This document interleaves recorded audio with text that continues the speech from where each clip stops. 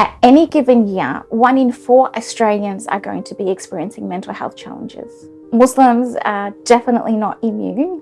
I experienced suicidal thoughts for the first time, having such struggles. I can't trust my own thoughts, but I can't trust my friends. I just didn't know who to talk to. I was so afraid to even speak to a psychologist about it. Because growing up, you found a way to do it. You didn't ask for help.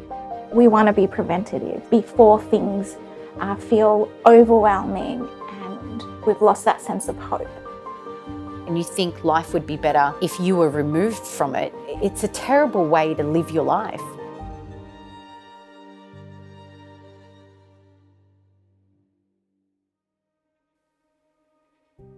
Mental health is more than the absence of illness. It is more than just being happy with life. When we have a look at what the World Health Organization refers to in terms of mental health, it's essentially a state of well-being. We are able to reach our full potential. We are responding appropriately to the normal stresses of life, and we're also able to contribute to our community. It really boils down to this. Mental health refers to our ability to respond to challenges. And this is also going to include challenging the conditioned beliefs that we hold about ourselves, about others, and the world. My name is Heba El Masri, and I'm a qualified optical mechanic. I was born and raised here in Melbourne, so I'm an Aussie girl, but my background is Egyptian. Growing up, being a cultured Muslim, dark-skinned girl was difficult initially. I think in a world where racism is quite prevalent, it was hard to adjust.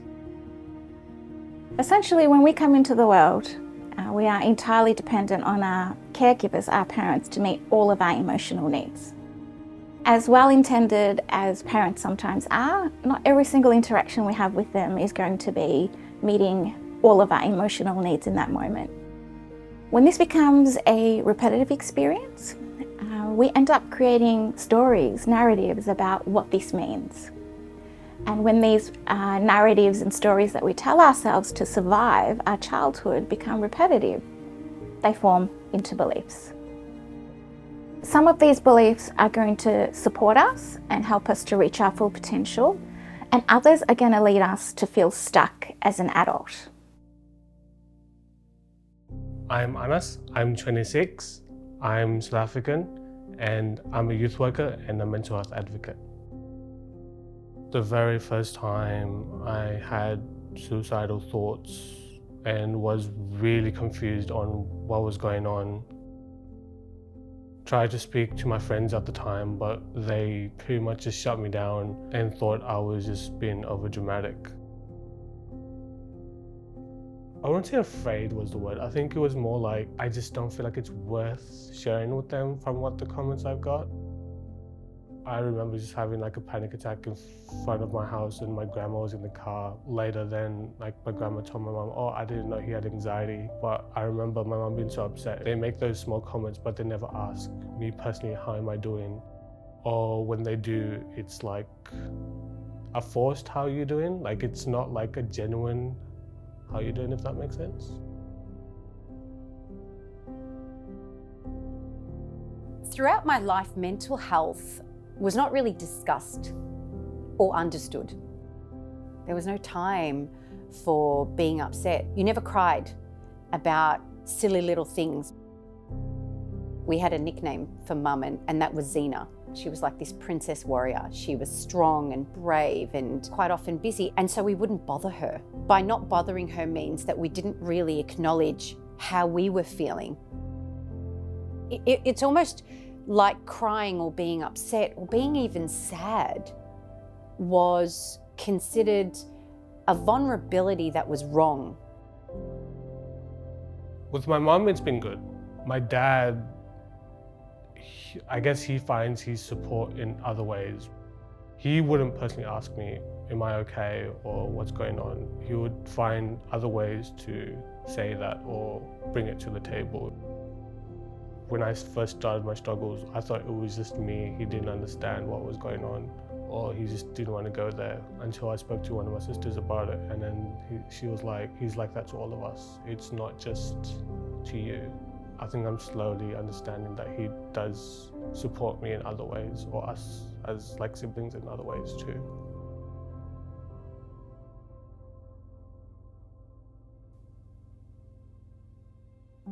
So 1 in 4 individuals in Australia experience a mental health challenge every year. And Muslims are by no means immune to this.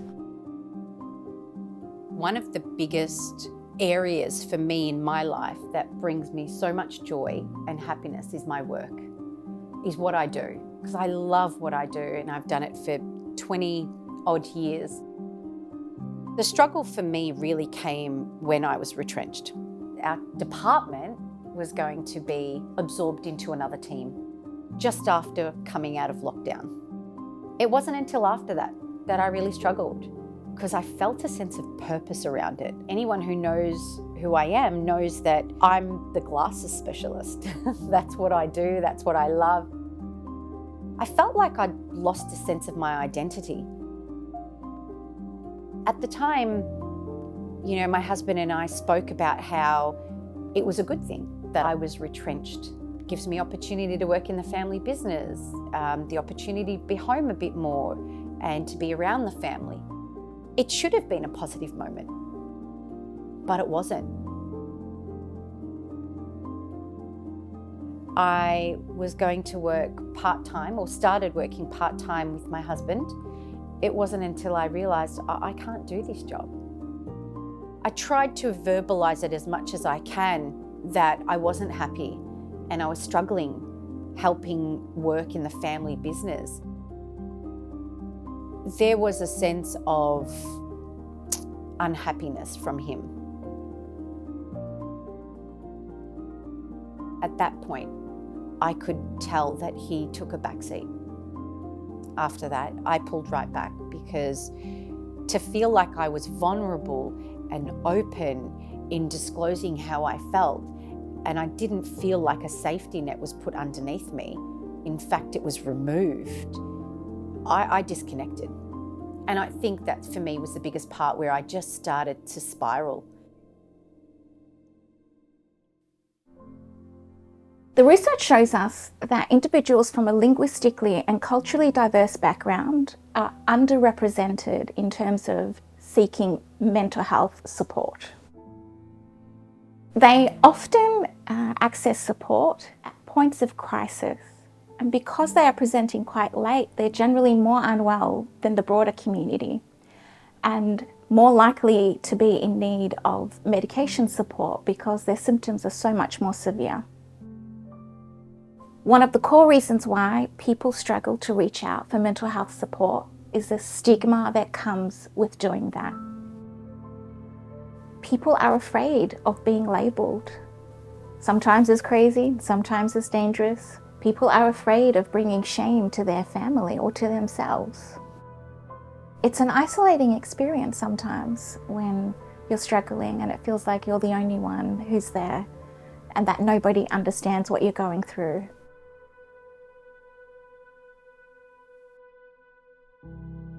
Probably when I experienced grief for the first time last year in May with the sudden loss of my grandfather. It was me being in denial the whole time that he was gone, even though seeing his body still in denial until they wrapped his face, and then that's when it hit me. We realized this actually happened, and it was like a nightmare, and I just tried to wake up from it, but I just couldn't. Probably felt really alone, and knowing that no one can take away the way I felt was probably the hardest and lowest point, one of the lowest points in my life. I remember when I went and told my father that I was getting a divorce, and despite telling him everything that had happened in the marriage, one of his first reactions was, "What are people going to say? How are you going to live your life with two children? How are you going to do that on your own?" There was this notion that I should be in a situation that's not great because it creates an image where I'm a family unit. And I was gobsmacked. So it didn't matter if I was unhappy, but what mattered was that I was in a marriage. I remember leaving my mum and dad's house so deflated. The cultural shame and guilt that I felt was incredibly heavy. Experiencing those suicidal thoughts around the time where the world was going downhill with the terrorism, and everyone within my community was easy targets, especially here in Australia with like Islamophobia on the rise, and me being confused with my mental health, having police officers come into my house and saying, oh, we got calls saying that you're suicidal, and me being confused on like who the hell was saying that. It just kept pushing me down and down, and I had nowhere to go or like no one to turn to. The simple doorbell ring would cause such anxiety attacks because I would think it's someone after me who's gonna arrest me for having mental health issues or being a brown guy living in Australia.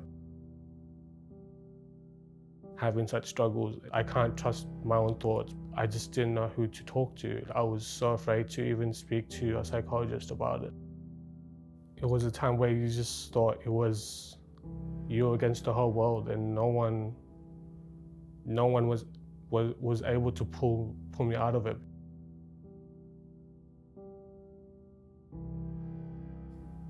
I think when I was in some of the darkest days, I definitely felt embarrassed. How I then conducted myself every day wasn't healthy. You know, there was definitely a lot of negative self-talk. I would get up every morning to take the kids to school. So regardless whether I was working or not, after taking them to school, I would come back home and in some cases jump right back in bed. You know, just staying in bed all day. And I found myself going through not wanting to eat, not wanting to be awake, not wanting to face the day.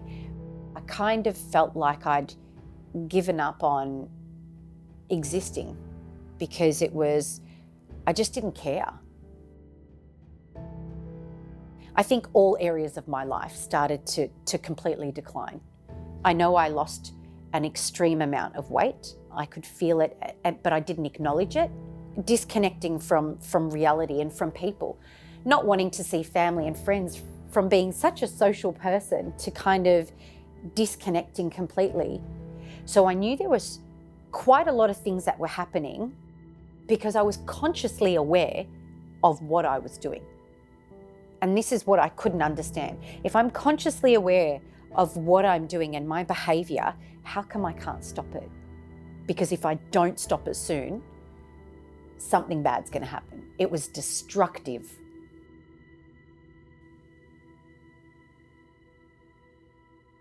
When your mental health is injured or ill, symptoms are going to be much more severe, and they're going to be debilitating, and they are going to impact the quality of your life. Perhaps they're going to lead to things like social withdrawal, absenteeism at work. You're not going to be able to think. A common misconception amongst many faiths, including in the Muslim community, is that experiencing mental health challenges is a sign of low faith or low iman. Now, this is not the case. We all experience setbacks and challenges and adversity in life. It's just part of the human condition, right? And we know from ayats in the Quran and the lives of the prophets that they too also experience hardship. They too also experience loss and grief. In fact, we know from stories of our Prophet, peace be upon him, that he had the year of sadness, the year that he lost both his wife and his uncle, his two trusted supports on his journey. Our Prophet, peace be upon him, was a human, and all humans, just like him, are not immune from feeling their emotions. When I hold stuff inside, I'm being too negative. My brain will just be like, oh, you're sharing too much, or don't share that, it's better to be quiet. When I have suicidal thoughts, even to this day, I keep inside a lot. The reaction I have gotten before from previous friendships, the comments I got was to man up or just get over it. It was that instant rejection. I was shut down. I can never tell anyone really oh, I'm feeling suicidal right now. When I would just try again with another group of friends or a couple of people who I thought would be my friends who actually understand what I'm going through, the most common response I would get was I get you. You don't get me. And then suddenly I find myself in a position that is so incredibly difficult. And even just as a cultured woman, to now go through another divorce, the guilt and the shame associated with that, let alone what my purpose was in life. Now I look like a failure in front of my children, was just too much. It was too much to deal with. And from being such a positive, happy person to just hating life. To reach a point where you don't want to wake up in the morning and you think life would be better if you were removed from it is it's a terrible way to live your life. The truth is, you don't have to try and navigate this space on your own. There is help. There are people trained to be able to guide you through this journey of coming back to yourself, to a place where you feel grounded, where you feel regulated, where you feel comfortable with connecting to yourself, you feel comfortable in social interactions and relationships, and you're able to access life that's full of joy and ease. I remember being on my prayer mat where I'm praying and I'm connecting, and that's when I find I can open up, I can cry, I can be vulnerable, and I'm not going to be judged by someone. For me, I always feel like God's got my back. And I remember thinking to myself, I'll put in the hard work. I had this conversation with God. I'll put in the hard work. I'll do whatever it takes. Just point me in the right direction, because I don't know what direction to take.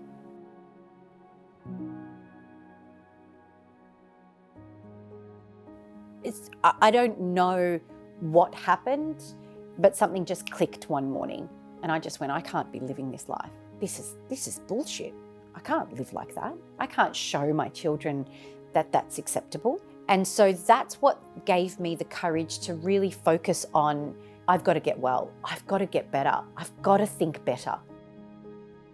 That for me was kind of the starting point of driving that ship into getting the right mental health back on track, getting a therapist.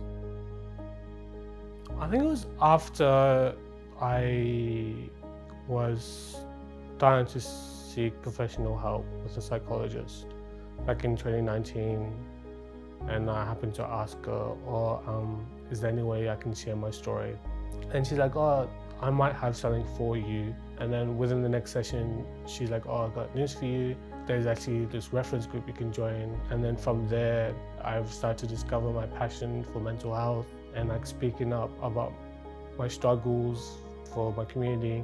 And just from then till now, present, every now and then with sharing my story. Last month was being a forum with 1,300 people or to front of a camera. It's a good time now to share my story. If I could give any advice, would be just to speak. Surround yourself with people that love you and value you and support you. So when you do feel safe and comfortable enough to speak out, you're not going to be turned away. You're not going to be burdened. You just open up. With previous friends, when they ask, when you feel like this, what do you want me to do for you? What can I do for you? And I've told them loads of times just being there, like, or just sitting by me is enough. I would always struggle with my mental health, knowing that to just be in the moment and things would fall into place when it's meant to. Research shows that 50% of minority groups who engage in mental health services don't continue after the first session. This shows us that often individuals from minority groups don't feel like they are understood when they seek help. Sometimes there's an experience of perceived judgment. Sometimes they feel the burden of having to explain how their culture and faith might be playing into the challenges that they're experiencing. It's really important that we have options for minority groups where they feel safe. In some communities, mental health is still a taboo topic. I've been working with the Muslim community for almost 2 decades, and during that time we have come a long way in terms of seeking help when we need it.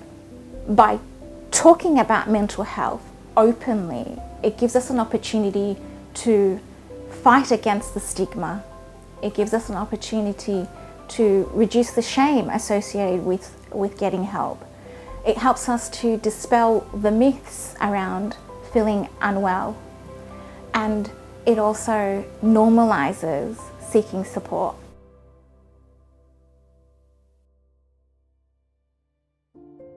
The biggest takeaway is surrounding yourself with a community, a village that supports you, because we can't do it on our own. If you are experiencing mental health challenges right now, you are not alone. There is absolutely no shame in reaching for support, because support is available.